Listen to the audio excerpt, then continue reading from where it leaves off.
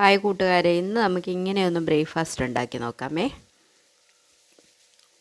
1 cup അരിപ്പൊടി, മഞ്ഞൾപ്പൊടി, ഉപ്പ്, ശകലം വെളിച്ചെണ്ണ, ഇത് തിളച്ച വെള്ളത്തിൽ കുഴച്ചെടുത്ത് നമ്മൾ ഇടിയപ്പത്തിന് പിഴിഞ്ഞെടുക്കുന്നത് പോലെ തന്നെ പിഴിഞ്ഞെടുത്ത് സ്റ്റീം ചെയ്തെടുത്ത് അടർത്തി മാറ്റി വെക്കുക. ഒരു പാനിനകത്ത് വെളിച്ചെണ്ണ ഒഴിച്ച് കടുക്, കറിവേപ്പില, ഉള്ളി, ഗ്രീൻ പീസ്, ക്യാരറ്റ് ഇതെല്ലാം ചേർത്ത് ഒരു പച്ചമുളക് ഇതുമെല്ലാം കൂടെ ചേർത്തിട്ട് 1 മിനിറ്റ് ശകലം ഉപ്പും ചേർത്തൊന്ന് അടച്ചു വെച്ച് വേവിച്ചെടുക്കുക.